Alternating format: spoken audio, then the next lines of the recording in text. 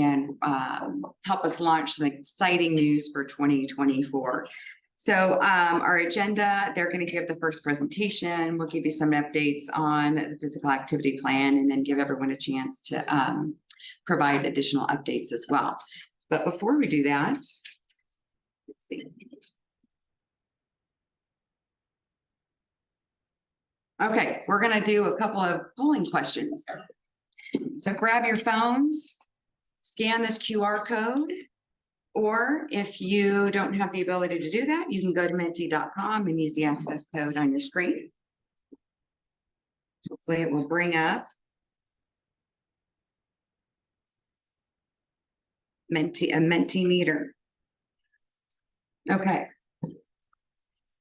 Natalie, are we getting high fives in there? Thumbs up.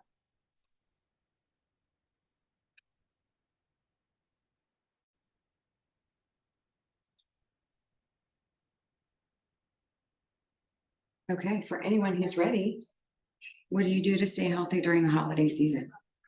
Extra veggies, that's awesome. Turn on the video fireplace. Get in the holiday spirit without a real fire. Love it. Keep moving as much as possible. Frequent short walks. Veggies first, then a goodie. That's a nice little tagline.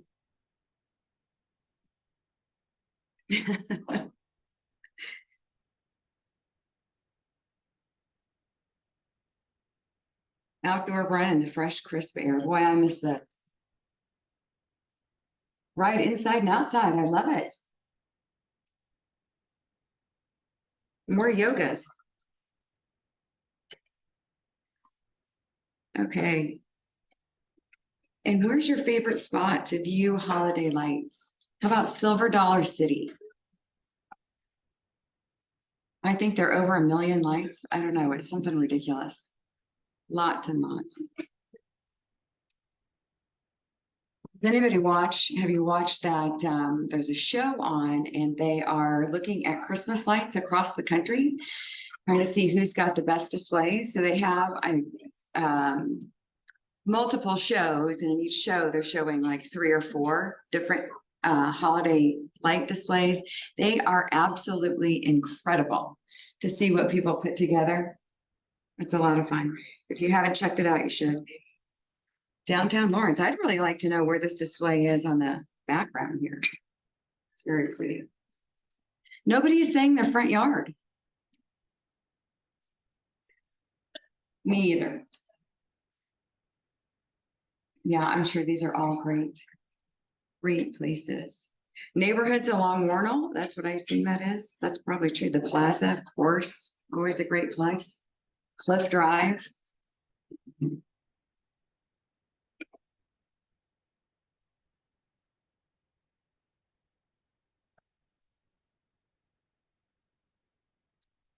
Well, thanks for participating in that fun little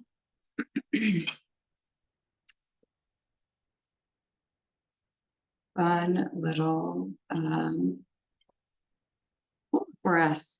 Okay, so as we get started this morning, we're a little bit behind, so I'm going to go through this a little bit quickly, but we'd like to give you the chance to introduce yourselves, tell us who you are and what organization you're from. We'll start with those who are in the room, and then we'll move to those who are participating online. As I said, I'm Shelley Summer. I am the program manager for the Kansas City Healthy Lifestyles Collaborative. We're really happy to have you here with us. I think you know most of our team. I'm going to have them raise their hands as I introduce them so we can keep this moving. We have Natalie Updike, who is helping to manage our virtual participants. We have Katie Amy. You might have seen her when you walked in. She was directing you to the agendas and signing in. And then, of course, we have Robin Shook, the director of the Healthy Lifestyles Collaborative. Okay, Dr. Kramer, I'm going to start with you. We can go through the seating. Morning, Ed Kramer. I'm a family doctor, currently primarily with KC School of Medicine and PA program. I also live in League Summit and part of the League Summit Commission, and also the Jackson County Public Health Community Health Improvement Thanks. Michael? Hi, everyone, I'm Michael Kelly. I'm the policy director for Bike Walk KC. And I'm Amy Scrivener, Director of Development and Communications for Bike Walk KC. I'm Melinda Shane, I'm Digital Marketing Manager for Human Being.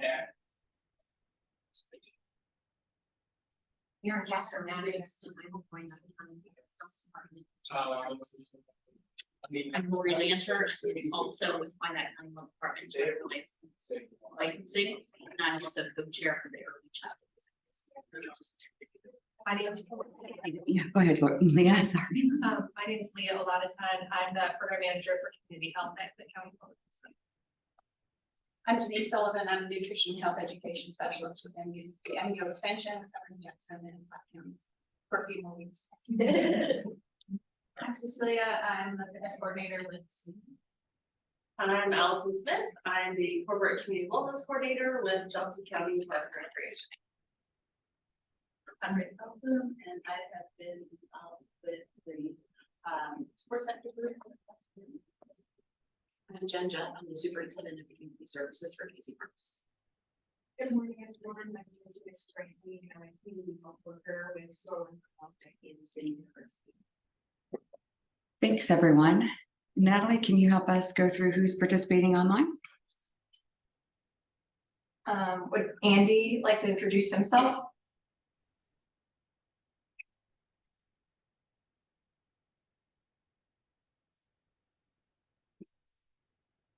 We might try, is Lee ready to introduce herself? Good morning. I'm Lee Kurtek, and I'm the program director with Girls on the Run. Megan, would you like to go next?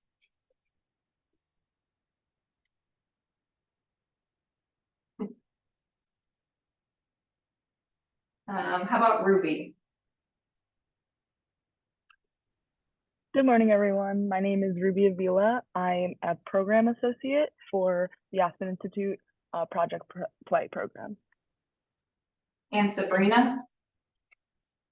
Hi everyone, I'm Sabrina McDonald. I'm also with the Aspen Institute Project Play team.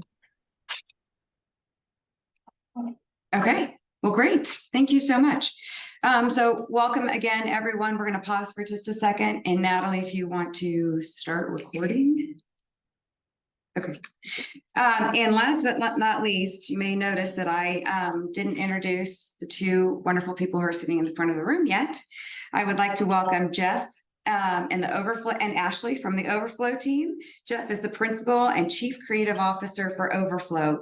And if you're not already aware, Overflow is an idea adoption agency based in Kansas City. We're very excited to have had the opportunity to work with them over the last, 6 or so months to help us develop branding and a plan for getting the Kansas City Physical Activity Plan adopted and more Kansas Cityans moving. They create stories and experiences to get ideas adopted, and we couldn't be happier to have them helping us do just that. So welcome, Jeff and Ashley.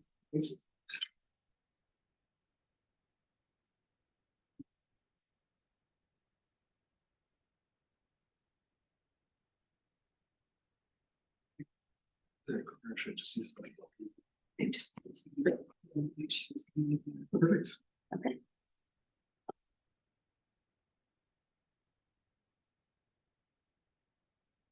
Shelley, our screen share is just showing your PowerPoint program, so. We probably need to reshare the page. I could do that. I can see.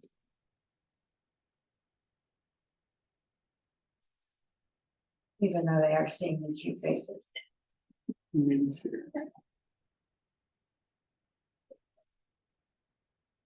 And just while he's getting his slides pulled up, I'll just give a little bit of the preliminary work before we started working with Overflow. So the mass media sector of the Kansas City Physical Activity Plan, which is now called Marketing and Communications, started meeting in 2022, I'm thinking, and it is led by two individuals, Melinda Shane from UMB Bank and Toriano Porter from the KC Start. And for probably about a half a year, somewhere like that, maybe a little longer, the group develop strategies and tactics around how to communicate messaging around physical activity for the Kansas City Physical Activity Plan. Once that was established, then we decided, okay, now how do we actually develop this plan? And it was decided that we would seek help from an external agency to help us develop this because of the time and expertise that was needed to do it properly. And so that's kind of where we were introduced to the Overflow team. And I think Jeff will kind of talk about all that is developed and how we got to where we were for that. So Yeah. Thanks, Jeff. Thank you. And I'm a Mac guy, so finding the full screen mode on this was like a minor panic attack for me. So thanks for being patient. So yeah, as they've said, we're from a team named Overflow. Overflow was started in 2015 out of the convergence of a passion for storytelling and how storytelling can inform public behavior change. And so we find ourselves in a lot of instances where we're working on campaigns that aren't just selling a product or service, but actually trying to get a general public to do something differently. So sometimes that's a corporate change initiative strategy. Other times it's something with the general public like this. And this is our favorite kind of work. So I'm really excited to talk about the process that we've been through and the upcoming campaign. So Overflow, we're based in Kansas City. Our office is in the Garment District downtown. So if you're ever heading up Broadway, just wave at us. My window faces Broadway and there's all kinds of fun stuff to watch every day. But we really do help clients to create stories and experiences to get their ideas adopted. And we follow a process with almost every project that we do, which is funny because sometimes we do branding projects. A lot of the time we do event production. All of our projects differ in what they look like, but they all follow the same process of looking at what is that core idea that we're starting with? How do we create a strategic story that helps all of those advocates for the idea speak the same language as they're trying to get it adopted throughout their network? How do we design the experience around that idea that helps it to be successful? What kind of assets do we create to push that idea out into the greater population? And then once we do start to see those perceptions in those audiences shift, how do we then start over again and keep that cycling to where it's just a reinvention of that idea as it grows and grows? So all of our processes are really rooted in behavior change. And so two of the founders of the company, one was at a large local company that had many, many layers of executive teams. And when I met him, he told a story about how he was a VP and he was always pitching ideas to his board of directors. And sometimes these ideas were so big and ambitious that he would get laughed out of the room. And he would leave deflated and he would just kind of work on his ideas over the years. And then he'd come back the next year, same meeting, and some other person would say the same thing that he said the year before, and it would become adopted. And he was like, what am I doing wrong to where I have these good ideas, but I'm not delivering them in a way that are palatable enough to be able to happen quickly? And so the good news is ultimately he put them out into the universe, and then as people started to process them, they would come to fruition. But he wanted to know, is there a way that I could do that better myself and accelerate the process and maybe even get to share in the credit for it a little bit? And so he met my other partner who was a couple decades in another large Kansas City organization, but she focused in kind of a combination of retail marketing and corporate change behavior change initiatives. And so the two of them got to talking about, what would it look like to start an agency that really just focuses on really difficult and complicated messages and how to help organizations spread those throughout their organizations. And so we get to do a lot of exciting projects. So we've worked in teen suicide prevention. So our Johnson County friends in here might recognize the 0 Reasons Why campaign. So we developed that. We've been able to work with most of the local healthcare organizations in certain capacities. We do a lot of corporate event work. And so it's been exciting to be able to continue to find facets in the Kansas City community that are working on public health initiatives. And we were very excited when we had the opportunity to start working with KCPA.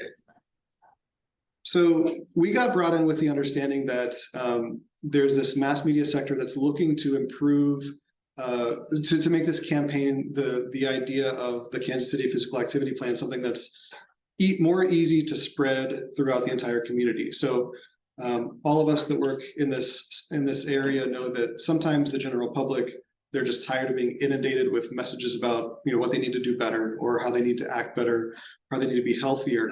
And so there was a lot of focus that went into how do we create something that is a more coordinated effort that can be used from not necessarily building a new audience, but using the audience as all the existing organizations that already have they have affinity with their whether it's clients or their patients or their constituents. And so we wanted to create something that the Kansas City Physical Activity Plan could have partners that all unite under the same flag and have a coordinated push throughout the community. And so that's where we got brought in with the challenge of, we have potentially dozens of partners across many counties and an entire metropolitan area, all with different brands and identities and focuses. And how do we create something that can unify all of those under one easy brand that can become something recognizable and adopted by the entire Kansas City Metro? And so with that, we wanted to accomplish that. Not only the Kansas City Physical Activity Plan is a subset of the National Physical Activity Plan, but we wanted to give the mass media sector a strategy that would help to standardize that activity, that would also coincide with the federal physical activity guidelines.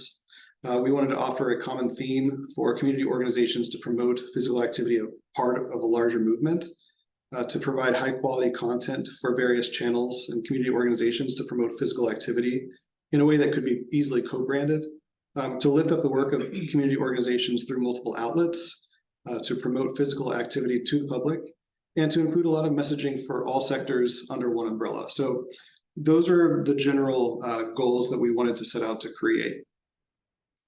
The creation of the campaign, it was, as was said before, somewhere in the 6 or 7 month range. Over that course of time, we hosted 3 strategy sessions where we had the mass media sector and other participants in some cases join to kind of help us chip away at who are we trying to create this message for, what should it be, what is important when we're talking about the brand strategy.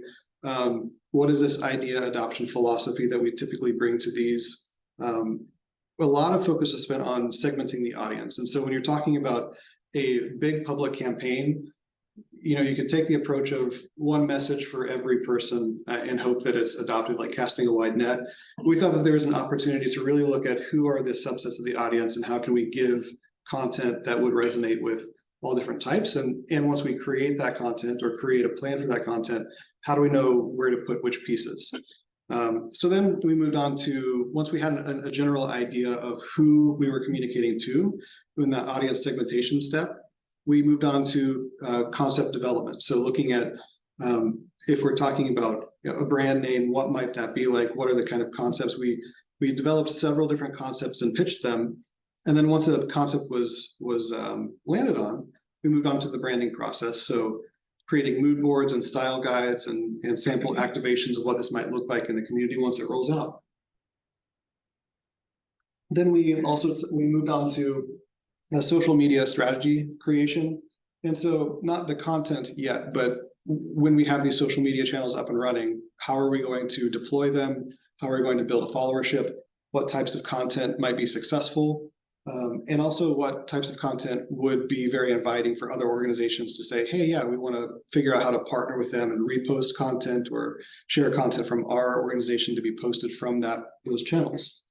And then also, we ultimately created a final campaign and it's created and almost ready to deploy. Many of the pieces are ready to deploy, and we're working toward a launch in January in a big public way.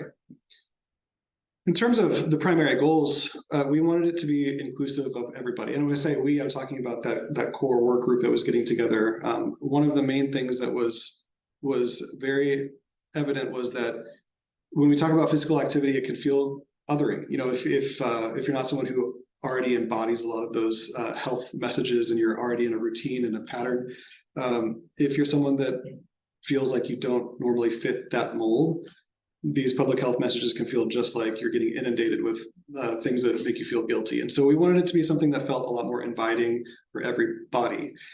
So something that is inclusive of people of different physical abilities, different strengths and passions and interests.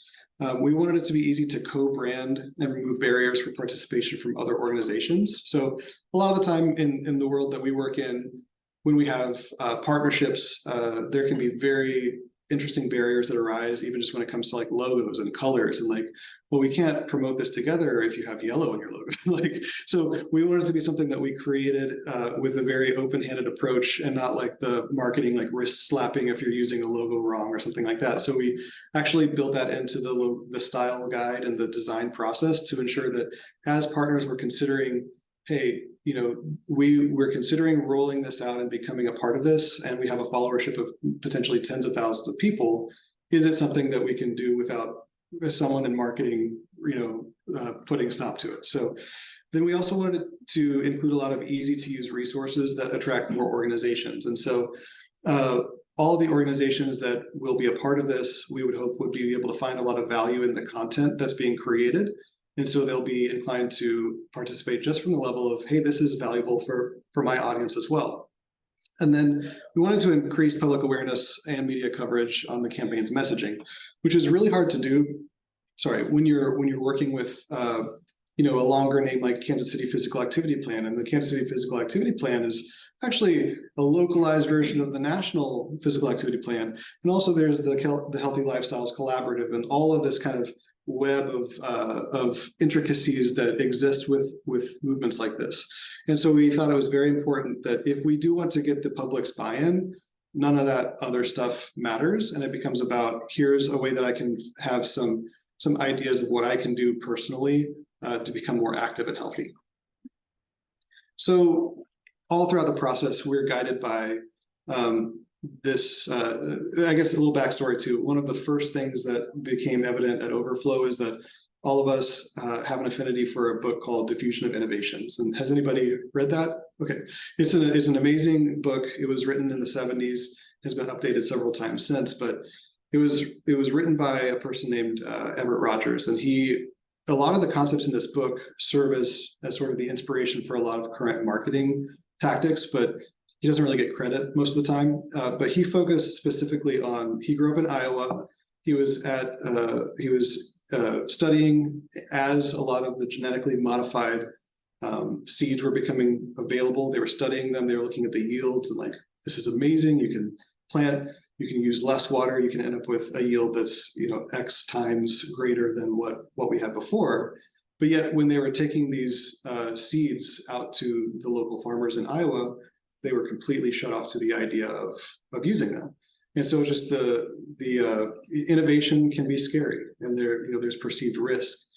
And so we all found a lot of value in all of the stories in this book and the approach that he developed of how do you use peer-to-peer messaging and how to use storytelling to break down some of these barriers. And so another part of that book that he developed that's used everywhere now is the adoption curve. And he's, you know, basically is putting out there that about 2.5% of a population might, or specifically in relation to a particular idea, this audience might be about 2.5% innovators. So those people that are maybe less risk averse. Then you have the early adopters. I don't know if anyone has ever seen the crazy dancing guy video on YouTube of a music festival where there's just this one guy over, it's like a natural amphitheater, a big grassy hill. There's one guy going crazy and dancing with his shirt off, and the video starts with the people who are filming like, what is this guy doing? And then over the course of a couple minutes, like another person joins. And then once that second person joins, then there are like 10 people join, and then 100 people join. And then before you know it, the entire festival is having a wonderful time and is just going wild. And so that early adopter set is often a very, very important step in making sure that an idea can be accepted and adopted by a larger group. The early majority, once they see that first wave of the first followers coming, they join in and they feel like it's a safe decision that's been validated. And so then the late majority, where we kind of focus in on is that first half. We know that if the early majority joins, and in this case, we're maybe not talking about like all 2 million plus citizens of the Kansas City metro area. We're talking about this world that we're in, whereas the public health sector and the companies in town and the organizations in town that are prominent and have big followerships that might propel these messages. we're talking about how do we attract that first wave of the key partnerships and the key influencers that can then make this something that's not an out there idea, but an accepted identity that we can all kind of coexist underneath. And we know that if that happens, then the late majority, everybody's just going to follow after. And we always make a point to like exit this first wave of the strategy toward the top there. We don't want to spend a lot of resources in getting the rest to come along because we believe that they will ultimately come along.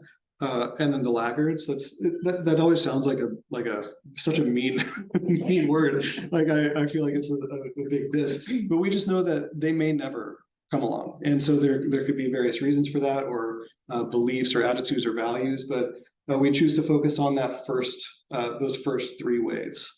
And so in this case, we picture those first three waves as being the innovators or the sector leaders and the participants and the early funders and the people that are in this room that have all contributed to the idea and to getting it launched. The early adopters are that first wave, the innovative cross-sector community organizations, the ones that choose to raise their hand and say, hey, yeah, how can we participate in this? When we get to that early majority, we're talking about taking it beyond that first wave of people that are pledging to be a part of it and moving into the larger community organizations, or the ones that might have those big followerships that say, well, we're not going to do this until we're sure that it's safe and that we're sure that it's going to go well for us. And beyond that, we can expect that if those first three things happen, that the general public and organizations who need more social proof will come along. And social proof is that idea of like, you're not going to plant your flag unless your neighbors maybe have the flag up already. So the idea that as this brand starts to develop and take a life of its own and get out there in the community, more people will feel comfortable joining alongside. And so a big part of the process, as I talked about before, was creating those audience segments. This was one of the more time-consuming pieces of the puzzle, but we really did want to go deep into understand who are all of the subsets of the audience and how might the strategy change based on who they are. And so we looked at common barriers to participation in public awareness campaigns. We mapped out various organization types under each sector. So we looked at their needs and expectations, their goals and motivations, their strengths, their pain points and frustrations, and community identifiers like resources and time and staffing and social media presence and more. And so we did that in a category-based way where we looked at, healthcare-based organizations, faith-based organizations, sports, mass media. How do we take a look at all of these potential participants and people that would pledge to join the campaign through the lens of what they need, what they hope to accomplish, what they're really good at, what they struggle with, and kind of where they are and what purpose they serve in the community. And so that led us to some really strong ideas for the concepts to pitch. But as we moved through that process and got to the point of pitching campaign concepts, we knew that the mood and tone was very important. And we did some exercises and kind of identified some words that we knew needed to have a big impact, some attributes that needed to have a big impact on the campaign. So approachable and inviting was one of them. Inclusive, enthusiastic, self-loving, polished, colorful, modern, realistic, bold and vibrant, co-brandable, accessible. There are many more, but that was a subset of the words that really guided the creation of the mood and the tone of the brand. And then when we got to the concepting, we looked at which met the following requirements. And so we knew that it needed to be localized, and then it needed to specifically reflect Kansas City. It needed to be inclusive and apply to any type of movement, so all bodies and fitness levels. And then it needed to be applicable. It could be implemented by community organizations and tailored to their own missions. Available, meaning that it wasn't already a name that was taken by another organization or diluted by something that had nothing to do with what we're talking about here. And that'll come up more in a moment. And then adaptable, so something that could be shared by the brand itself or integrated with partnering organizations and messaging without it creating like a sort of a competitive vibe. Like, we're not going to promote that because it seems like it's a competitor to the thing that we're trying to accomplish. And so with all of those factors in mind, the name for the campaign is Move Together KC. And it's a campaign to inspire and promote a culture of physical movement for everybody in the Kansas City region. And so as we moved through the concept stage, it was chosen because it was collaborative, it felt unified, and it has the ability to be customized. It's also a call to action. So even the fact that it has a hashtag encourages participation. So it's the idea that I can post this on social media, whether it's a part of something that I'm doing as a person. I'm going on a jog and I want to feel like I'm a part of something with other people who are going on a jog and posting what they're doing. It's a call to action. So it encourages physical movement and forward progress in our entire metro region. And it's also location specific. So the KC is intended to evoke that. I don't know if you all have read, I've read celebrities being interviewed, like I can't remember if it was Sudeikis or Rudd, they get lumped together a lot. But one of them said, like, when we talk about Kansas City, people say, I have never been in a town where I see so many Kansas City shirts, or like so many shirts. There's so much civic pride in Kansas City that we wanted to tap into that. In application, it's built so that partner organizations and community members can fill in the blank with their own words. So we'll see some examples of this in a moment, but move to blank. So it'll show how or why they choose to move. So the customization options are vast for each sector, each organization and person. And we feel like this illustrates that each of us has a unique reason that we move our bodies, yet we're all together in doing so. And so here's an example of what that looks like, where, maybe it's move to inspire, move to celebrate, move to the beat, move to grow, move to say yes. And so our hope is that as organizations can latch on to the idea, they can customize it to something that makes sense to them. So someone that's in the sports world, move to win, that makes sense.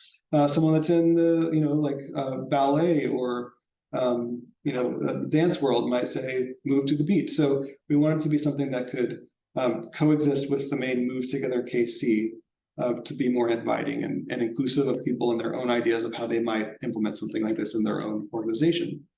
And so the tone and general feel, here are some examples of some sample, and we're going to be gathering more photography and videography and build a library of stock images and custom images that can be used by the community participants at large to be able to participate in this and create complementary content.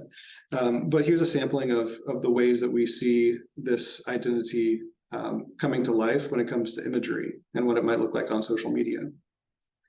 And in terms of co-branding, like I said, we didn't want this to be something where it's like a wrist slap if you use the logo wrong. So we anticipated from the beginning that it can and should adapt to work really well with other brands.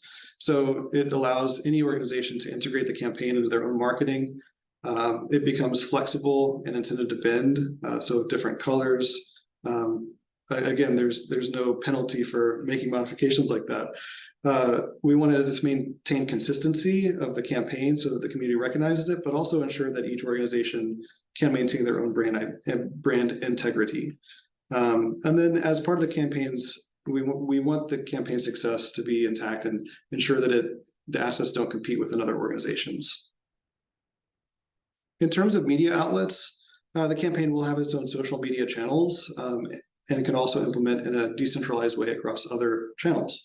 And so what that means is you might see content on the Move Together KC Instagram or Facebook pages, but a lot of that content is also purposefully created to where another logo could be added to it and posted from another organization, or it could be reshared or reposted.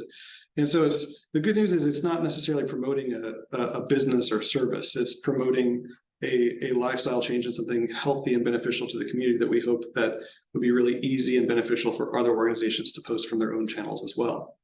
In terms of the social media channels, based on all the research that we were able to do with movements like this, it looked like Facebook and Instagram are the primary channels that made sense.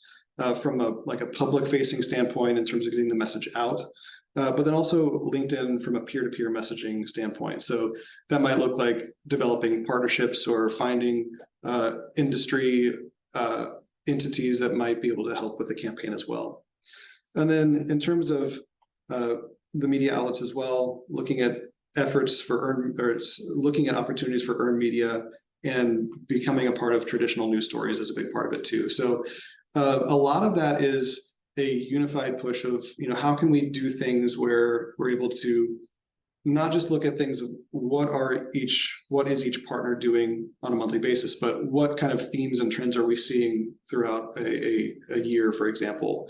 Are there instances where there's an event happening, or a run, or a 5K, or some physical activity event that's happening that isn't publicized as much as it should be? Is that something that we could add some momentum to, and also potentially draw some media attention to? So I think with this, it's the idea that it can become a larger public channel that might be more successful in getting media eyes than maybe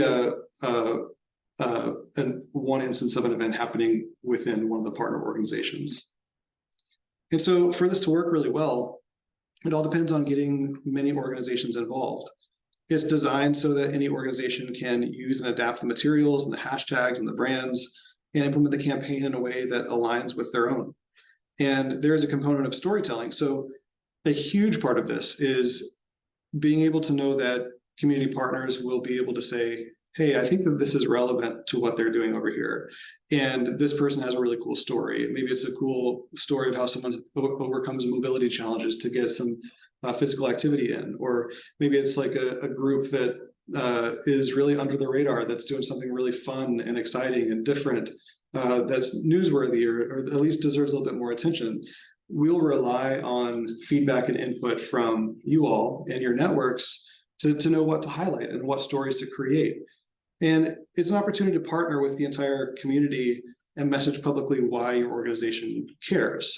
So not being in a silo, but becoming a part of a larger group where you're celebrating not only what's happening in your own organization, but celebrating collectively what's happening across the metro, and that you don't have to do it alone. So we'll give instructions and materials to get started in January. And so there are going to be some user guides that I'll go into a little bit in more depth.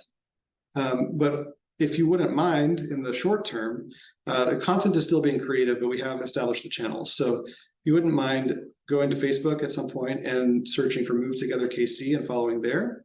And you might as well, while it's up on the screen, go ahead and do the QR code to follow the Instagram profile.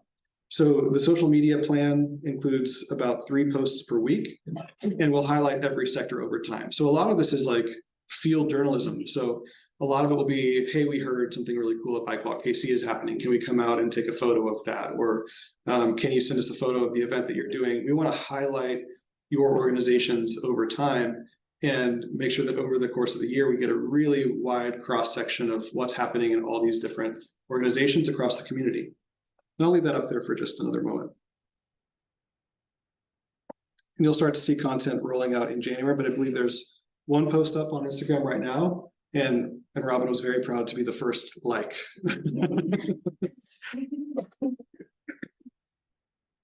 So then in terms of engaging on social media, you'll see on the right there, there's kind of a preview of what the content calendar looks like. Right now, those are in development. So all these posts that throughout the year, you'll see rolling out across social media about 3 times a week. It would be super helpful if you're able to engage. So liking and commenting, even if it's not like the most groundbreaking post, it can still add to the momentum of the build of the channel's growth in terms of how the algorithms treat it. So even having several dozen likes and follows and comments can make a big difference in how it's treated across those platforms. And then share about your involvement with the campaign and use the Move Together Kansas City hashtag and tag our profile so we can see your posts. So if you as a person care about this and want to do that, use the hashtag, use Move Together KC along with a customized move to hashtag of your own. That also adds a lot of credibility and social proof to the campaign. And over time, we hope to see that become something that is adopted throughout the entire metro. A big part of this is sharing your own story. So we hope to make it very easy for other organizations to know how to do so. So one way is we're going to send a link via email to participate in an online story sharing platform. And it couldn't be easier. So it's a platform called Video Ask, and it takes you through, it turns your computer into a webcam interview tool where there will be a prompt of someone asking a question, or sometimes it's a text question, but basically like you get to edit in real time. You get to, post your answer, and then it plays back to you, and you can say, oh, this is awful, I need to do that again, or you can accept it and move on. But it's a really easy platform for sharing your story, and we get to then have that content to then decide how it weaves together with other stories in the community, or how it might be its own standalone post. We also, written perspectives and written stories, we would certainly accept that as well. And then in terms of each sector, we're hoping for 2 responses for each sector. So 1 sector work group member plus 1 community organization.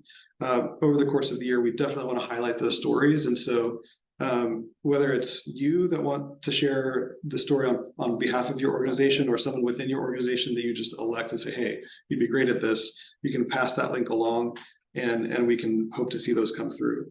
And then we'll share, and we hope that your organization would share as well. So that's where it's opportunities to say we're in this together. In terms of the activation toolkits, we're creating 3 activation toolkits. And what this means is, like, as a partner, as someone who's joining in the movement and saying we want to be a part of this, that can be very confusing to know what to do. So we want to make it very, very simple and very tactical in ways that can happen. So these activation toolkits, will create one for sector leaders to attract new organizations. And so that'll have, again, tactical ideas and activities that they can do to do so. Another one will be for community organizations to access materials and downloadable content.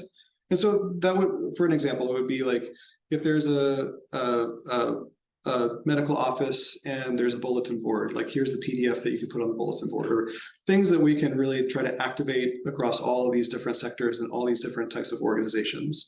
And then for media, and then another guide for media coverage and PR requests. And so that would simply be a way to unify the message and make sure that if there is some earned media opportunity, that we can make that very easy and simple and give them great ideas for how they can integrate that into their plan. In terms of the content, all of those will have brand materials and downloads, video content, talking points, and key messaging. So if your organization's CEO says, yeah, that's cool that you want to be involved in that, but why? Like the talking points, it would give a little bit of a prep to help make sure that it smooths out any of those things. So talking points from each of those different activation toolkits for those particular audiences. Also co-brandable graphics and social media posts, posters and print collateral, communications templates, so press releases, ideas for posts about, you've decided to participate in this movement and why, things like that, as well as an image and video library. So with that, we have time for questions and answers. And I think as far as the Q&A goes, that could be for me, it could be for Robin and the rest of the team to contribute in terms of, the origin of this, how it happened, why it happened, and where we're going.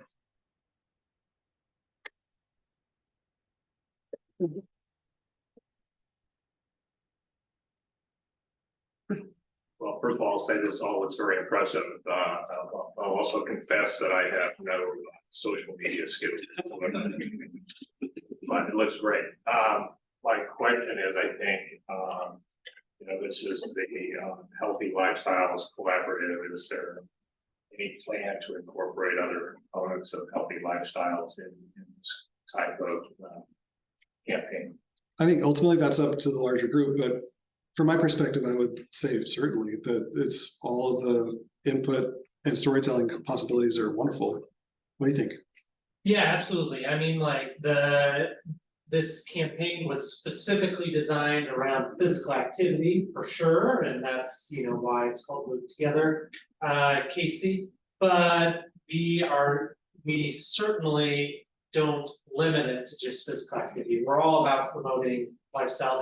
Everything goes hand in hand together, and so absolutely, we would accept other types of messages. And I'll just point out, so to your point, Dr. Kramer, we've talked about how it might connect to some nutrition related things like move to grow healthy food, or move to garden. So sort of a nod to that. And the other thing you could do that I didn't think about until now is like move to get better sleep. So there are, Move to mindfulness. Yeah. So there are other ways that people could connect to other healthy lifestyle behaviors that we probably haven't even thought about. I think a lot of it too is exposure. So as you're seeing stories of like what a active lifestyle manifests like with other people, you're exposed to those other elements of what that might look like for them. So I think about you open up little cans of worms where it's like, oh, that's an interesting facet. What's that all about? And then you learn that that person who's really physically active, they're a climber or whatever they might be doing. Well, here's their regimen and what they do to get in peak shape. So I think it's all kind of connected together.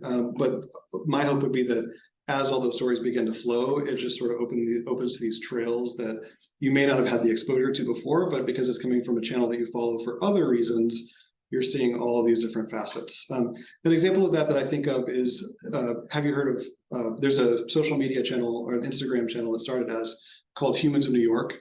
And it was just like a public interest street photographer who would take photos of people that looked interesting or sometimes boring, or he'd just take their photo if they looked like they were in deep thought or whatever.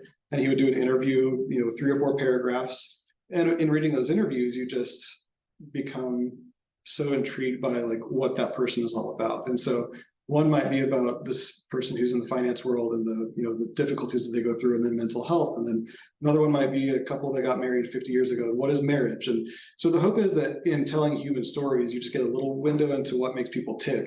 And I would imagine that over the course of doing that in this world, where we're seeing different stories of someone that's in ballet or climbing or bike riding, what else is a part of that for you? Like, how does this integrate with the rest of your physical health? Yeah. Anything, but I served on the committee. I think a story for me that really resonates is my dad is in assisted living and he has dementia. And so he moves to remember. That's what we do. So we go to the Johnson County Museum and he goes through, if you've not been there, through the replica house of the 1950s house. And I get my dad back for 20 minutes while we go through that. And so he moves to remember, and that's good for his joints. And it's shown that, it helps with dementia, to get daily exercise. He would not do that on his own, but we get really excited and he thinks it's his first trip every time we go to the museum. But he moves to remember, and it gives me, it gives me my dad back for a little bit. That's a great story. Yeah. Up in the corner. Hello, Shadow Peter, but I'm a community health worker and I'm also a student for social work, and I really think that it's great.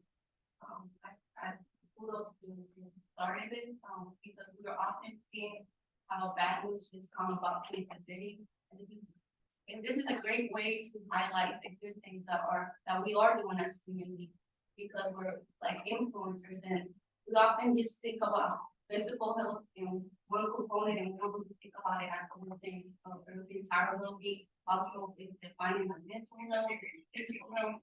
So I really think this is awesome. And I apologize for being. Thank you so much. Yeah, I think really the power is in the human stories. And so to be able to take something that can be as scientific as a CDC developed physical activity plan, but then to bring it to life through helping people elevate their own experiences and stories.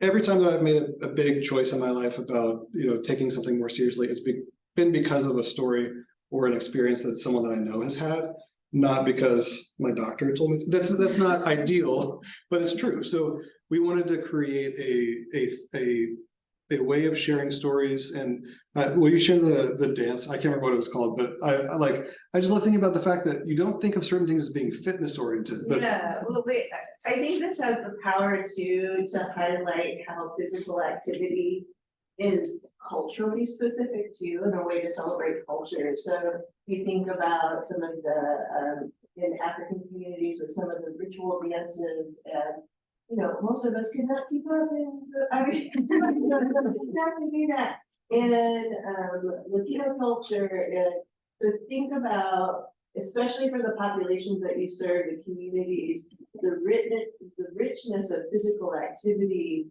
I don't think we've given enough thought and celebration to that. It doesn't mean getting on the treadmill. I mean, as someone in a larger body myself, I don't want to be told that I need to get X amount of exercise every week. I may be fat, but I'm strong. I can defy the stereotypes. cultures bring in their own definition of what physical activity is and what it means to them. So I think move to celebrate or move to learn, move to, you know, learn new culture about new cultures. Culture Fest is something that I could see using this hashtag a lot and to highlight some of the again, to some of those physical activities and movement that define a culture or a group that, you know, a lot of mainstream culture just doesn't get. And this might be a fun way to do that. And I think that gives a lot of opportunity to, like, a lot of these organizations or groups may not even view themselves as a fitness oriented group or activity, but they're doing this thing that's really fun and very alive and vibrant.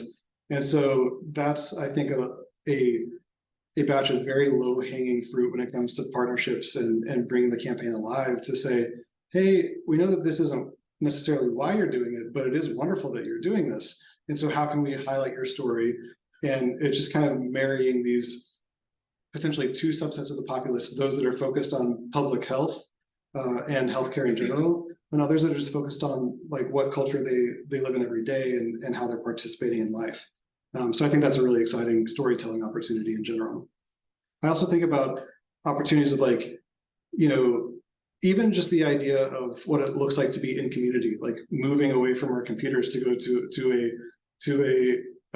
an actual grocery store, to go shopping for our own groceries. Like, there are so many messages that we can highlight, like even that, instead of using Instacart, we can get an extra, you know, 1,000 steps or something just to go to the store. And it can actually be wonderful to see people and to say hello and to, you know, be greeted by a cashier. So those are the types of human interest stories that we hope to inject into this, to make it something that's not just that preachy message of like, do better and here's how, but like, it may not look like you've ever thought, but there are a lot of opportunities to really improve your physical health in very simple ways. And I will just add, as someone who is the director of communications for a nonprofit, like, I don't want this to be one more thing that I have to figure out how to do. This is so easy to just put, because how many hashtags do we throw? It's just like, this is one more to put in there. And I think the best audiences are those that you can leverage from others. So this also allows us to share some of our social media, and we have 10,000 plus followers. Like, you know, and I want everyone else to get engaged in that. So I think it's, for me, it was really important to make this not feel like it's one more thing that we all have to do or ask our media and communications folks to do. But I think this is it's an easy way to help share and build audiences around our organizations and our missions. So, and if anybody, I mean, I'm happy to talk as someone who is in a small shop, to help with messaging or to convince the powers that be in your organizations that this is a good thing. Yeah, we still haven't gotten Robin to commit to Children's Mercy, like posting everything we create. But just kidding. There are a lot of organizations that are very supportive, but also have so many nuances that we wanted to create it in a way that could be adopted partially or fully in many different ways. Well, will this just be for like providers, or will like individuals have access to this kind of share? Everybody? Yeah. So we basically divided it into several different groups that we wanted to create tools for. So the activation toolkits, those are specifically for new, like, sector leaders. So the different sectors. So whether it's like, what would this look like in like infrastructure, public transit? What would this look like when it comes to like parks and rec? Or what would this look like when it comes to early childhood or elder care? So we wanted to create these toolkits that people at those different sectors would be able to see how this plays out within their world. So that's one of the toolkits, is for those sector leads. Another toolkit is for other community organizations, and that's pretty broad, but it just is like how do you in general as an entity work together as a part of this campaign. And then the other is for the media. But then the general public, like, they're the ultimate audience. And so all of those other groups, those toolkits are just intended to, how do we get this content and these messages in front of the audiences that those other organizations have? So whether it's the news or sectors of like Parks and Rec being able to say, you know, we're having this event, but we just throw this hashtag on there, or here's a story that was featured about an event that we put on in our park. Those are all just intended to get all those messages to the general public through the audiences of those partners. We have done a lot of campaigns in the past where when you ask about who is the audience, the answer is everyone. And that's really, really hard, because then you're just creating general messages that don't really appeal to anyone on a deep level. They might be like, yeah, sure. So this is a great strength in the case to be able to break it down into subgroups and say, what do these people need to really latch on the campaign and make it their own? And if they do that, then the hope is that the people that already follow those channels. So like, let's say, for example, it's a Parks and Rec department. If someone follows the Parks and Rec department, but they see a post that they identify with or that they enjoy, then the hope is that they start to use the hashtags and they follow the other channel and see that there's this whole maybe a better word is like mosaic of stories that are existing in the community. That could be a labyrinth if they're very confusing and disjointed, but hopefully it's more of a mosaic where it's all works together in harmony to show a picture of what movement looks like across the entire community. We've got time for a couple more questions. Do we have any questions from the Zoom? Okay. Yeah, I'm not open to moving.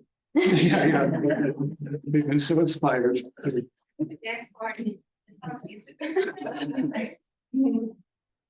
Well, I wanted to say just what a great job Overflow did. They, listened to us and really embody, the brand and what we were trying to get across with the city physical activity.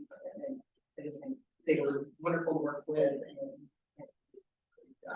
Thanks for saying that. So much. Yeah, we love the like difficult, nuanced, challenging messages, and public health messages are just hard. People are so inundated with what they should and what they should and should not be doing. So we wanted it to feel a lot more life-giving rather than preachy. Another thing that we have been asked a few times, and so I'll address it here as well, is why move together KC instead of just move KC in terms of like brevity and shortness.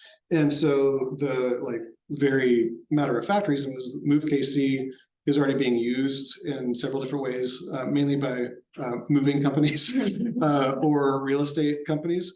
And so we didn't want it to be diluted by those other messages. We thought perhaps we could overtake, in sheer amount of content, we could probably overtake the ways that it's been used before.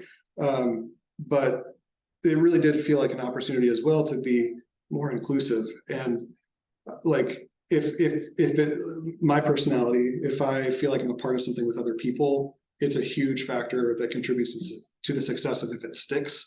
That's mainly my ADHD. It takes me a lot of like pattern repetition, and it has to be a social thing for me.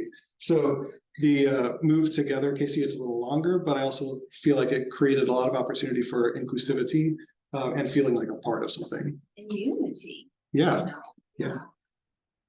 All of these organizations that are represented here are fundamentally working toward the same goal.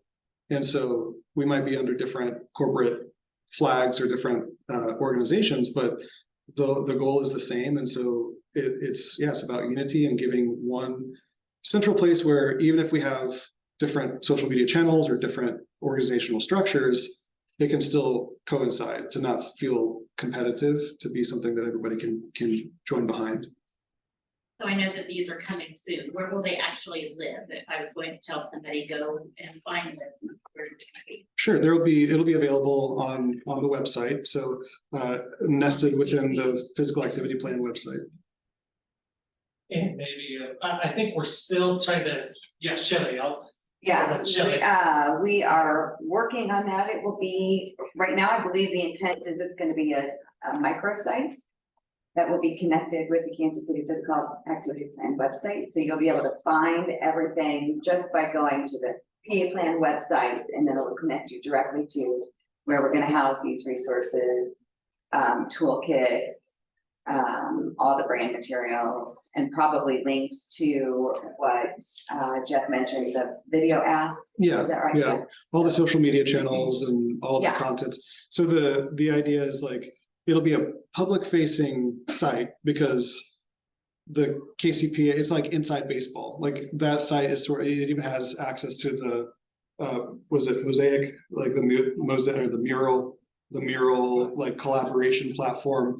So that KCPA site as it is very much like, if you're in this world and want to know more, here's what we're doing. And so this other site is intended to be a lot more direct and not have other things that would kind of pull you off of that core reason that why you would have come to that part of the site.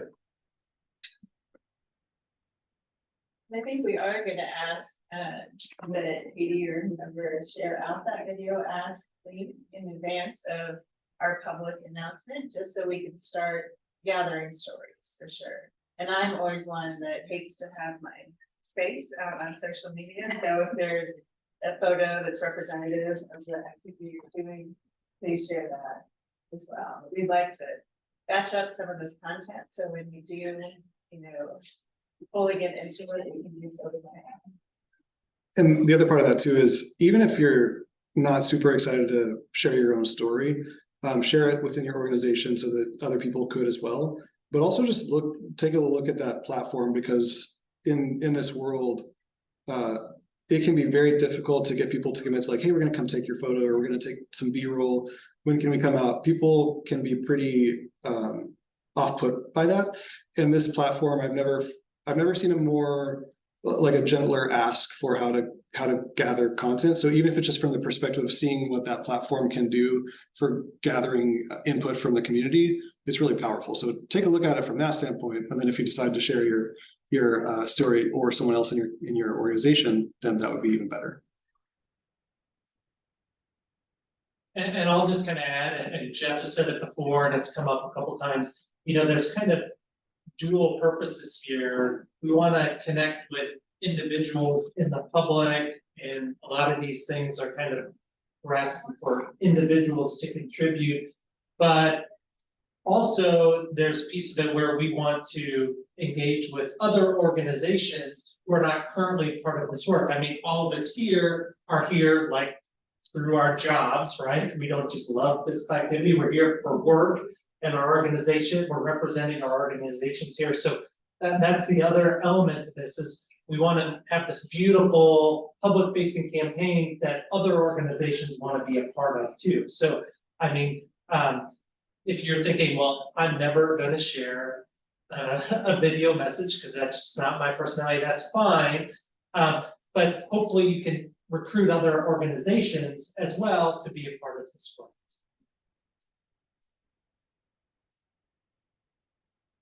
I think that's my time. So is that right? You can have all the time you want. Any other questions before I conclude this part? Can I ask, does everybody have like a story in mind? Like, does this prompt you enough to reflect on something personal that you could add to that? Like my dad's story, or About when my children were little, when we were limited to resources. I'm in a single mother for 10 years. And I couldn't make it to the gym. I wanted to, but I couldn't make it to the gym. So the way that I would have activities with my children is that we would have dance parties in the room. And that's how I had them jumping, playing Simon Says, activities that had no cost, but they did work because I would be like, my Okay, well, before you leave the room, we're going to schedule you for an interview. So. yeah, I think that's a great example. I think in this overly medicalized approach to physical fitness, it has left a lot of us out of this way. And I have every right to move in a way that is right for me, that anybody, you know, everybody does. And I think we, like Jeff said earlier, we've othered so many people, different shapes, different sizes, different cultures, where it's become physical fitness is really more culturally coded as white, slender, usually male.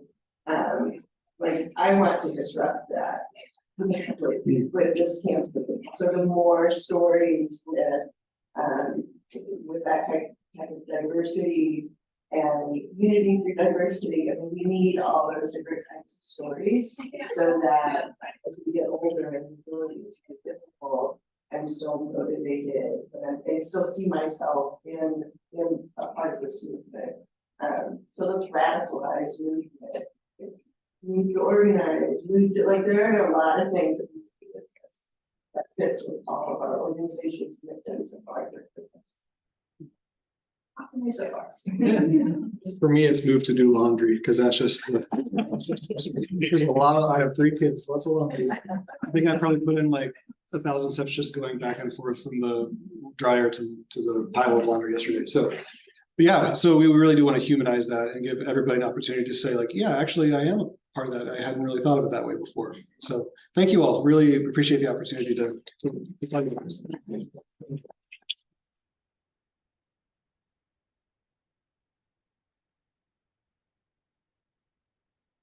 Well, that was great. Thank you so much. And again, we've been so excited to be able to work with the Overflow team and are really excited to launch this starting in 2024. Okay. Let's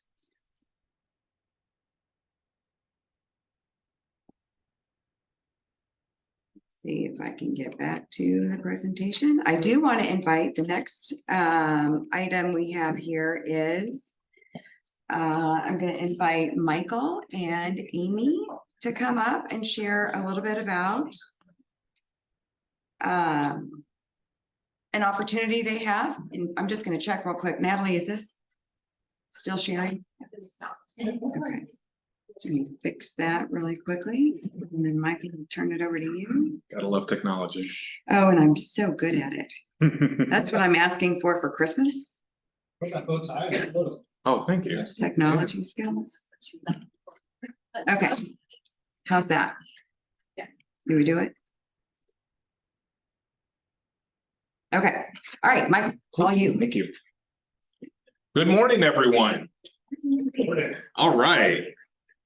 So again, my name is Michael Kelly. I'm the policy director for Bike Walk KC. A little bit about Bike Walk KC. We are an area nonprofit organization whose mission is to redefine our streets as places for people to build a culture of active living. And we work to accomplish that through several categories. Advocacy and policy, which is my wheelhouse, advocating for the policies, the plans, the projects that make it safer and easier for people to walk, bike, roll, and use public transit. Education, we teach children and adults how to safely walk and ride on our streets. Planning, we have an urban planner on our staff who provides technical assistance for communities on everything from specific street improvements to full-blown active transportation plans for their entire community. Data and research, we know that there is a lot of data at the national level around active transportation, but there's not as much here locally. And so we're working to fill that gap through our community dashboard. And then we also run the area's bike share program. Has anyone here used bike share? Okay, thank you. Basically bike share, our bike share system is very similar to most scooter shares, except we have lock 2 technology, so it doesn't clog up the sidewalks like scooters do. If you haven't gotten a chance, highly encourage you to download the Ride KC Bike app and give it a shot. Yes. Yeah, that was just scooters are not our thing. Scooters are not, yeah, scooters are not our thing. So yeah, just wanted to make that clear. So what's active transportation, Michael? So active transportation is kind of a catch-all term for movement as it relates to and transportation that involves some form of physical activity. So it can be walking, it can be rolling, it can be biking, it can be using public transit. The idea is that at the core of it, you are having to use your body to actually move. And so it is separate from driving alone. And it is unfortunately something that isn't always supported in communities when it comes to physical infrastructure infrastructure and the built environment. So that actually is a big part of the reason why I'm here today. I'm here to talk to you all about our Transportation for All coalition. So to give you all a little bit of background, a big part of our work involves working with partners like you all, but also with nonprofit organizations and social service agencies. We realize that nothing happens because of me, it happens because of we. And so advocacy often involves working with partners to push for those policy changes that make it safer and easier for people to walk and bike. We also know that when we're talking about trying to serve various parts of the population, that what that looks like, what those needs manifest as, can vary significantly. And so we were fortunate to receive a grant from the Equitable Transportation Fund that will allow us to create this Transportation for All coalition. So what all does this coalition intend to do? It really focuses on two key areas. The first is developing a policy platform, and the second is data collection and analysis. So with the first part, the policy platform, we recognize that what different organizations have with regards to policy priorities, whether it be with regards to transit, whether it be with regards to walking or other forms of physical activity, can look very different. And we understand that if we're going to push for these changes, it can't be any one organization. We have to really all be singing from the same songbook. And so over the course of the next year, we hope to connect with nonprofits, social service agencies, even government entities to better understand what their priorities are and how specifically we can incorporate it all into one cohesive policy platform that we can use to advocate for changes at the local, state, and if need be, federal level as well. The second part of our work is around data collection. So how many organizations keep some sort of data around transportation or transportation needs? Not many in here. However, what we have noticed is that while there is a considerable need for covering transportation gaps, be it data that's been gathered by United Way 211 or even through our own surveys with the Ride KC Bike app, there isn't really a comprehensive approach that's bringing all that data together to understand what the full picture looks like. There may be some elements over here on the Kansas side, some elements over here on the Missouri side, but there's no comprehensive picture of what the transportation gaps are in our region. And that is not only problematic because we don't understand what those gaps are, but it also may mean that we are spending our limited dollars in the wrong places. If it may be elected officials or even funders from foundations, if we're spending all of these funds in ways that aren't actually going upstream and addressing the root causes of the problems that the populations we serve are facing, then is it really helping us to move the needle on things like physical activity, but also a whole host of issues that we face as a region? And so we have been able to gather some data from United Way. We're also working with Porchlight Insights to analyze some of this data, and our understanding and our hope is that we'll be able to get a more comprehensive picture that can not only help us to better understand what those challenges are, but also to inform any specific elements we would want to include in the policy platform as a whole. So again, we're working on a policy platform with our partners. We also want to gather data from those partners to better understand the challenges of the populations they serve. And this is all to help us create and push for a better transportation system for everyone. So whether that be shoring things up ahead of a possible vote on a regional transit funding model, pushing for better improvements at the state or federal level, or even helping individual organizations make a better pitch to their funders, we understand that at the core of all of this is a better understanding of how our transportation system functions. And so if you were interested in working with us on this, my contact information is there. The bow tie is self-tie, and my name is Michael Kelly. Thank you. Yes, Robin. Yeah, so would this be an example of what you're looking for? So like at Children's Mercy, how many people are missing appointments due to transportation issues, or how much money is Children's Mercy spending on transportation vouchers? Yes. Or things like that? Yes, so even if you as an organization don't necessarily see yourself as directly in the transportation sector, if the people you serve are having transportation challenges, like I can't get my child to daycare on time, or I have no I can't walk to a park because there's no sidewalk. Those are elements that we absolutely would want to understand. Those are data points we would want to capture, and those are things that we would want to be able to work with you on as part of the coalition's policy platform. And I think the power in having a unified voice as social service and nonprofit providers is, and I've worked in social services, working with people with developmental disabilities who are blind and visually impaired. Transportation is in the top 3 biggest challenges to the folks that we serve, to their thriving, that every single organization I've worked for in my 26-year career, transportation challenges limit the ability of us as providers to provide adequate services, as well as getting our folks what they need to thrive. And so that's the power of organizing regionally.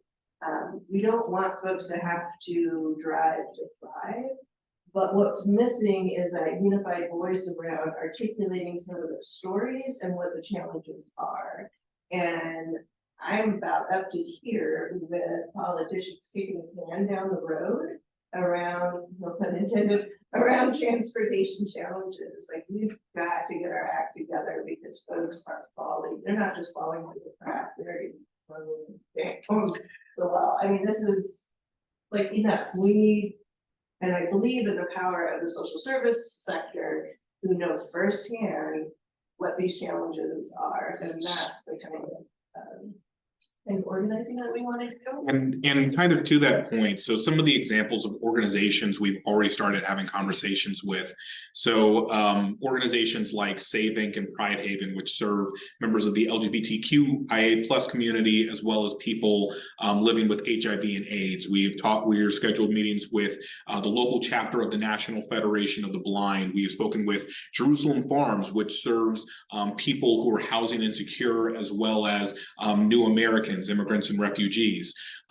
We really are trying to cast a very wide net here. We've also begun reaching out to organizations like Rosebrook Center, which helps women and children to escape domestic violence. So we know that all of these various populations have transportation challenges, have transportation needs, but there is no regional comprehensive effort to capture and understand the data and the challenges that they are specifically facing, and how we might be able to pool our limited resources in a way that serves all of those people more effectively. We have a question in the Yes. chat. Teresa's gonna ask. Good morning. Can you hear me? Yes, ma'am. My name is Teresa Tunstall. I'm a nurse and health educator at Clay County Public Health Center in Liberty, Missouri, and I've worked here for over 18 years. I do a lot of things in the community and in the Northland, and I'm speaking right now of both Platte and Clay County. One of our top 4 issues that are an impediment to people's health is transportation, reliable transportation. That river is a huge barrier for our folks. And most recently, the municipality of Gladstone had to drop all of their ATA bus pickup sites. And that has been devastating. We have many apartment complexes that lie between North Oak and 169 that have a lot of Section 8 housing in them.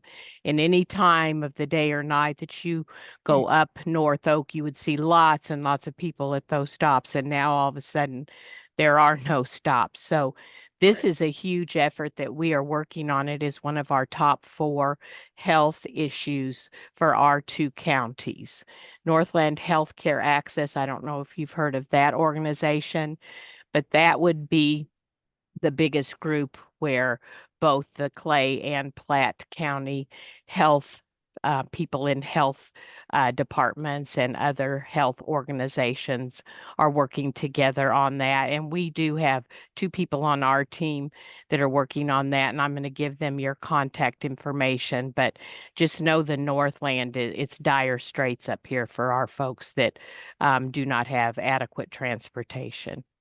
Teresa, thank you very much for that question and that comment. And I actually had heard about Gladstone because some of my contacts up there were telling me that when people from like the Kansas City Beacon were going up to interview folks, they were literally talking to people at the bus stops who were learning that from the reporter that was going to be going away. And so they were having to figure out on the fly, how am I going to get to my doctor's appointment? How am I going to get to university? How am I going to get to childcare? So I had reached out to Northland Healthcare Access recently, but please pass along my information to make sure that I'm connecting with the right folks, Teresa.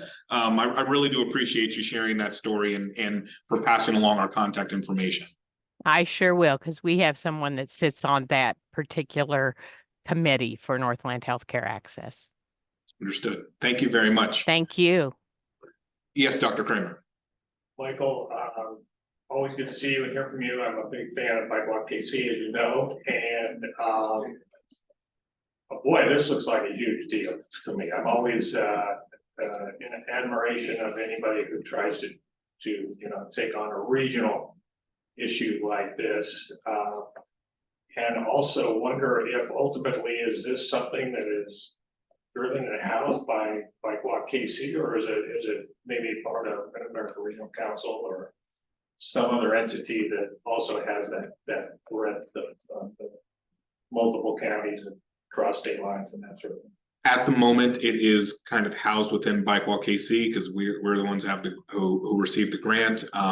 We'd love to see it housed more permanently somewhere else, and if that's a conversation that can happen down the line, that'd be great. But our main focus right now is just trying to reach potential partners, trying to connect with people across the region. So kind of to your point, we've reached out to people in Jackson County, Clay and Platte just now, Johnson and Wyandotte counties. So we really are trying to cast a wide net because we know that this is a regional challenge, and we also know that even though it is a regional challenge, there may be local nuances that may make more sense to address in a place like Clay or Platte County, but may not make as much sense in Eastern Jackson County, for example. And I think right now it makes a lot of sense to have it housed within an advocacy organization before it gets moved off to a unit of government, because sometimes that's part of the problem.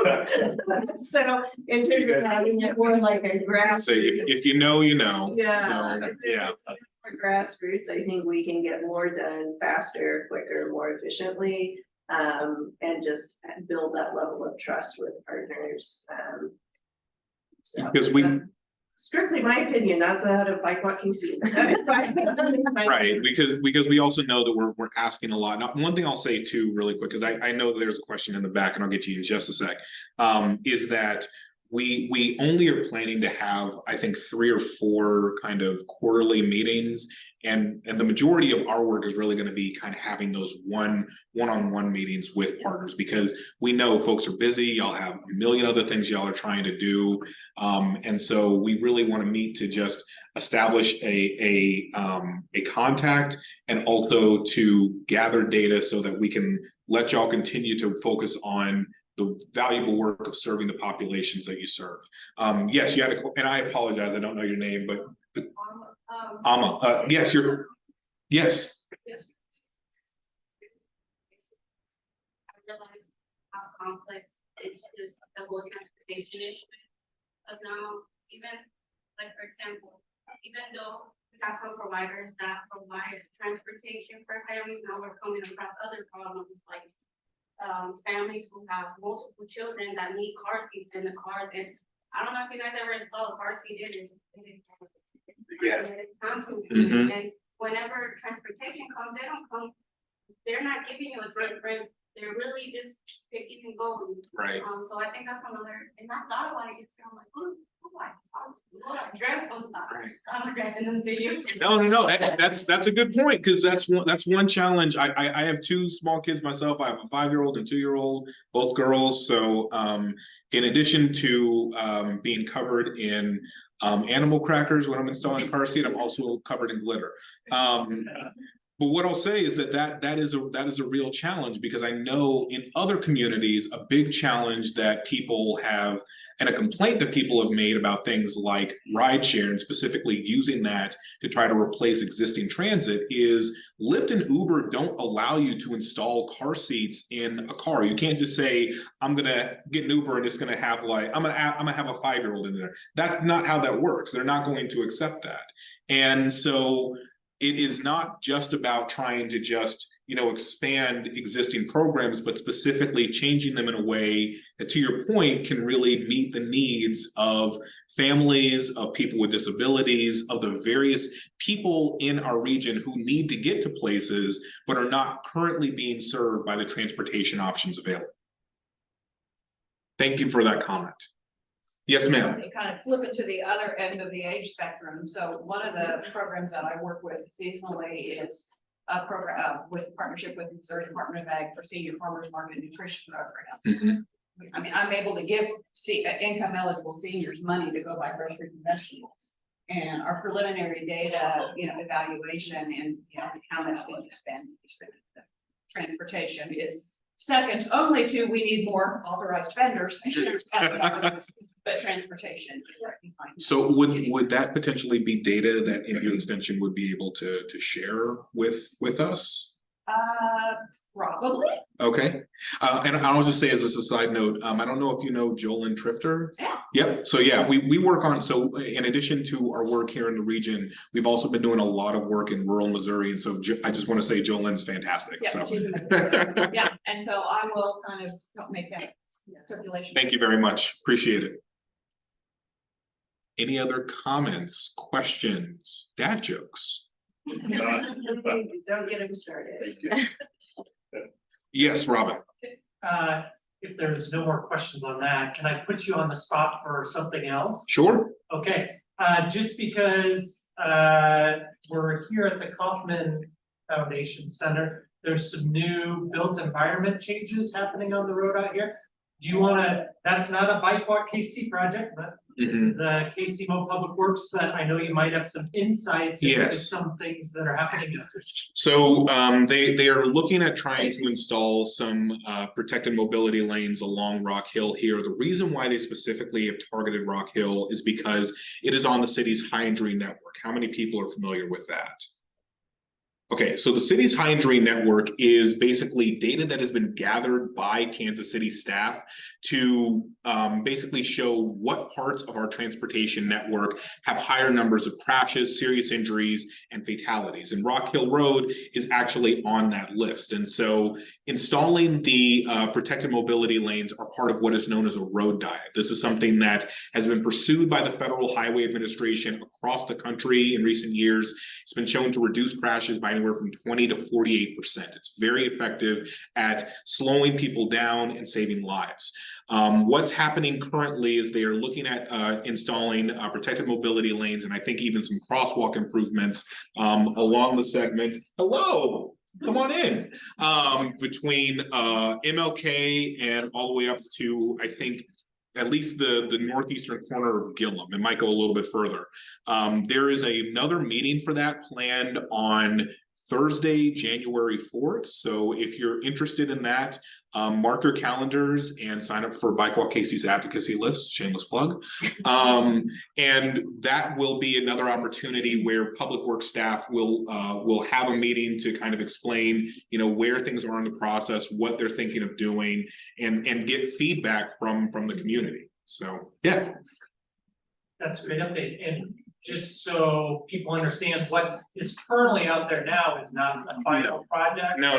It is basically a work in progress. The reason why that is stopped is because as the temperature drops, it makes it harder for staff to do things like installing more of the barriers and those things. The concrete doesn't want to cooperate when it's colder. And so it is trying to do this planning now as they get prepared for the spring. So yes. Bundle up, but it is still a great time to ride all year round. So yes, you can do it. You specifically, you can do it all year round. I believe in you. I will just say it's, you know, I haven't ridden on it yet, but I've been a pedestrian on it, and crossing that road, I was with my child, we're going from one side to the other to the Kaufman Parks. And it was 4 lanes, it's now 3 lanes, it's a lot easier to cross with small children or just.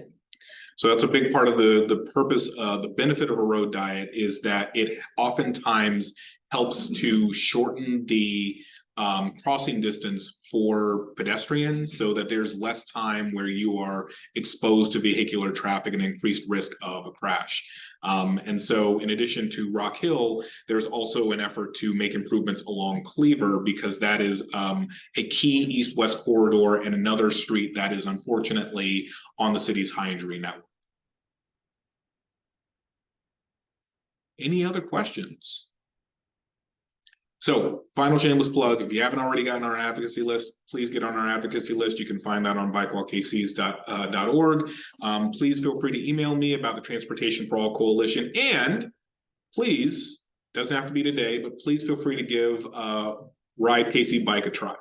I'm sure if you've never been on an electric bike, you will love it. Thank you, Shelley.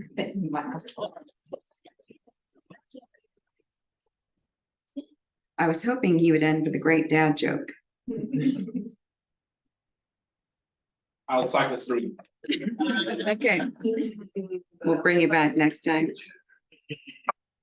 Okay, so with the last few minutes that we have, I'm just going to highlight some of these things. These are upcoming meetings for our different sectors starting in 2024. You don't need to write them all down. You can always go to our website for them. At each of these meetings, we'll be sharing more information about the message campaign, how the sectors can get involved with that. I also want to point out some of the sectors have smaller implementation groups that are also working.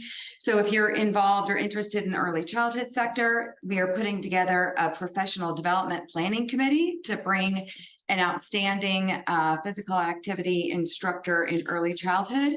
We're hoping to bring her here sometime in summer of 2024. If anyone's interested in being involved with that, let us know. And then we are also compiling some resources related to promotion of physical activity within early care and education settings as well. So again, those are separate from the main sector meetings. If anyone is interested, fill out that evaluation at the end and let us know that you'd like to join those groups. I'll also mention healthcare has a couple of implementation groups as well. Healthcare is going to start meeting on the first Tuesday of the month at 11 a.m. The sector is going to alternate meetings with the curriculum implementation group, and the curriculum implementation group is really working to promote lifestyle medicine in healthcare or in health professional education. So we brought a speaker in last year, really focused on doing this within med schools. We're really looking at expanding that into other health professional schools, so nursing, dietitian, OT, PT, those sorts of things. So those two groups will be meeting on alternating months. And for those of you who don't know, I'll bring up our Just Walk program. We are hosting walks right now. Our walk is in Johnson County at Mill Creek Streamway. We took a hiatus for the month of December, but we will be hosting a walk in January on the second Saturday of the month. This one we're planning to be inside. So the location on the trail and the inside location are about, what, a mile apart? Less than a mile apart. You can scan that QR code, sign up for email updates. We'll share them with you, and then we hope that you share this information with other people that might be interested. And it would also be a great place for some B-roll footage or some great stories. Great, we love that. Okay, and the other thing that sort of ties into what Michael was just talking about is our infrastructure sector work group is coming back in 2024. 2024 is going to be a big year for us. I believe our tentative plan is for that group to start meeting again sometime in February. If you are interested in joining that sector group, please, again, complete that evaluation. You can mark on there that you're interested in getting the updates once we get that up and moving. Faith-based settings is not currently meeting right now, but we are hoping with this campaign, we're going to update them, and that will be another group that comes back in 2024. Okay, as a reminder, I'm not going to click on the website here, but all of the information that we talk about can be found on the KCPA plan website. Go there for additional information. Before I bring Robin up to give an update on the state of play, I do want to mention we have recently released our updated version of the Kansas City Physical Activity Plan. We have hard copies available here if anyone wants to pick one up. Otherwise, again, go directly back to that website where you can find out all the great information that we're sharing with you today. Okay, Robin, do you want to come up and give a brief update on state of play? So one of the key implementation project for the sports sector group is a partnership with the Aspen Institute. The Aspen Institute is a global think tank. They do a lot of different things. I've seen them on CNN talking about Mideast war and all sorts of stuff. They also have a sports and society division. We're working with that division on what's called Project Play. Project Play is where the Aspen Institute team spends a year in a community understanding the current landscape of youth sports and physical activity in that community. They do lots of data collection, they do lots of meeting with stakeholders, and at the end of it all, they come up with a very thorough and in-depth report that describes the current landscape, what are our strengths and what are barriers to participation, and clear next steps on how to create equitable opportunities for all kids in our region. We are very excited because Kansas City is the 13th Project Play city and the only one in the Midwest. We started the work with the Aspen Institute in August and did a couple months of planning. We are now currently in the middle of our primary data collection for the project, which is the administration of what they call a youth survey. The youth survey is a 28-item questionnaire that is intended to be completed by boys and girls who are in grades 3 through 12. And this data or this questionnaire asks things like, what activities are you currently doing? What activities would you like to do? What are some barriers to participating in those current activities or new activities? And a couple other kind of background questions. We have had a great response so far. The next slide shows the demographic. Oh, okay, great. We've had a great response so far.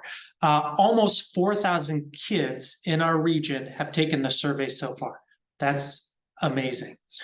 However, we consider our region of interest here is the 6-county KCMO region, and the majority of the responses are from Clay County.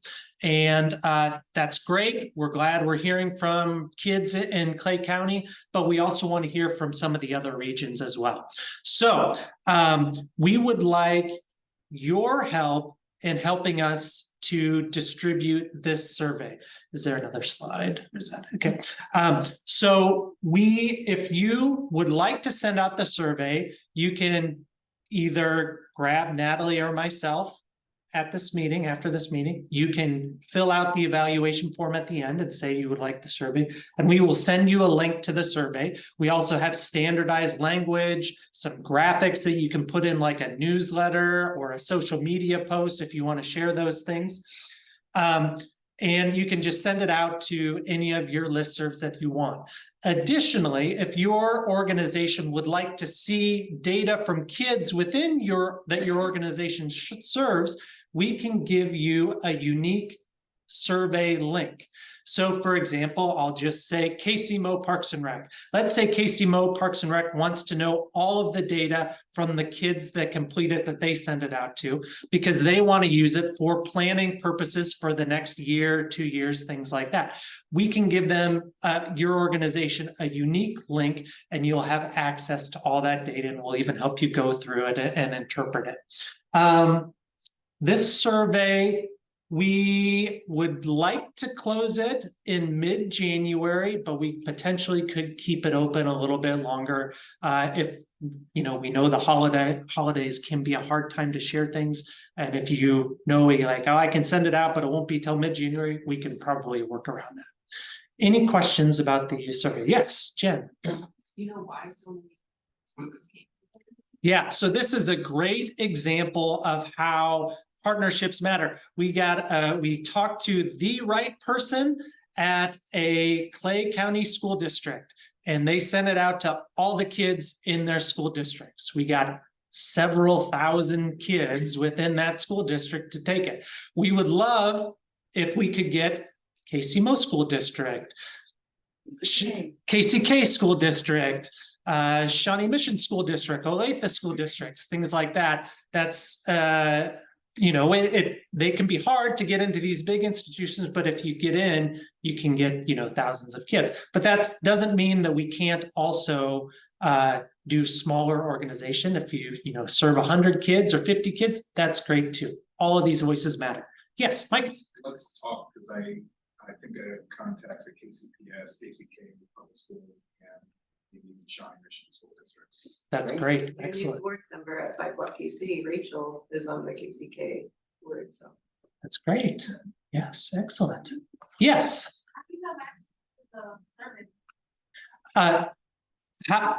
If you want a link to the survey, you can. We can email it to you. Yes. Did I miss it? Next one, down at the bottom. Oh, sorry. It's in the. I wasn't looking at the footer. Yeah, you can email Natalie, or you can just grab us after the meeting too. Yep. Any other questions? Yes. Are the dots that are represented on there actually representative in the survey, or just the bigger cities? We actually stole this graphic from the survey because we are also trying to, it's our way that kids can generally identify where they live. It's a broad survey. A third grader doesn't always know exactly where they live. So they can kind of use there's a graphic. This is a question where they can say, I think I live here in Gardner. So the other ones in addition to Clay County are probably Clay County too, just kids that don't. Right, that could be. Yeah, that's right. Yeah, it's a kid in Lenexa saying, yeah, Clay County seems right. Yeah. Yeah. My favorite color. Yeah, that's exactly right. And I will just say this survey is really important because it's going to inform the report, and then the report will inform what happens next. I just saw that in Oakland, that was the most recent community that they were in. Steph Curry, the basketball player for the Golden State Warriors, he was a big supporter of it, and he invested $50 million into implementation of the plan. And getting to, Dr. Kramer's question earlier, it was not just about physical activity and youth sports. There's also healthy eating and nutrition elements to it as well, because we all know they go hand in hand. So we're very excited about the opportunities that could arise after we complete this report for next steps. Any other questions? Can we share it more broadly, like on our social media? Absolutely. Absolutely. Yep, exactly right. Yeah, any of that would help. Yep. Yes. I don't really have a question or comment. So I shared the media package, the marketing package with our marketing team. They loved it. It was very simple to roll out just for our agencies and insert into our newsletters, all for social media. So they've really simplified it and taken a lot of the work out. I've already gotten the link to where I can go and see the data, and we're already planning more martial arts programs. Yeah, that's a great example of how they used it. I know one of the other communities, they found out that kids wanted to try archery. You know, who knew, right? So Parks and Rec bought a whole bunch of like archery kits. Yeah, great. And just yes, question?